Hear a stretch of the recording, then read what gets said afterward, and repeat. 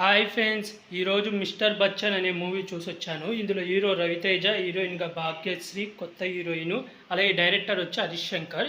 ఈ movie Hindi cinema రైడ్కి remake అన్నారు. నేను హిందీ సినిమా రైడ్ అయితే చూడలేదు, డైరెక్ట్ ఈ మూవీ చూస్తున్నాను. మూవీ అయితే నాకు పర్లేదు, నచ్చింది.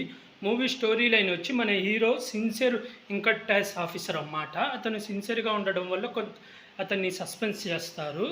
సస్పెండ్ చేసిన తర్వాత అతను ఉద్యోగం నుంచి తీసేస్తారు. ఆ తర్వాత ఏం జరిగింది, హీరో ఉద్యోగం పోయినాక తను లైఫ్లో ఏం జరిగింది అనేది సినిమా స్టోరీ లైను. మూవీ వచ్చి నాకైతే పర్లేదు, నచ్చింది.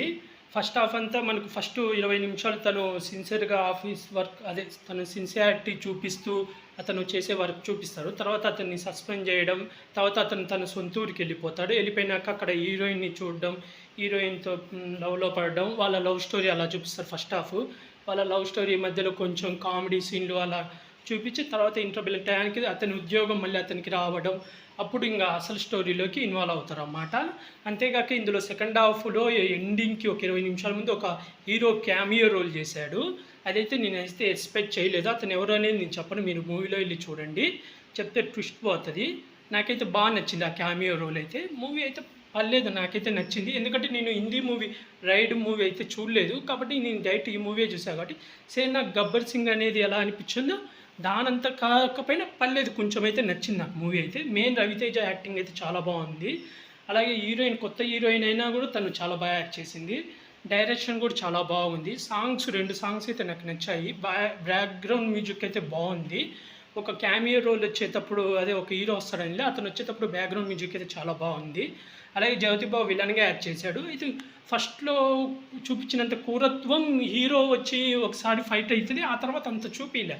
ఎందుకంటే డౌన్ చేసేసాడు. ఫస్ట్లో జ్యోతిబాబు ఎంట్రీ చూపించేటప్పుడు చాలా ఘోరంగా చూపించాడు. అబ్బో చాలా టఫ్ ఫైట్ ఉంటుందేమో అనుకున్నాను. సేమ్ ఇప్పుడు మనకు బాలకృష్ణ జ్యోతిబాబు లెజెండ్ మూవీ ఉంది చూడు, అందులో ఎలా ఉంటాడో అలా ఉంటాడో అనుకున్నా.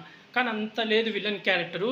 ఊరికి మళ్ళీ జస్ట్ హీరో రాగానే విలన్ క్యారెక్టర్ అనేది తగ్గిపోద్ది. మళ్ళీ కామెడీ అంటే మరీ కామెడీ కాదు, జస్ట్ ఇంకా ఏమి చేయలేకపోతుంటాడు హీరోని, రొటీన్ లాగా అనిపిస్తుంది.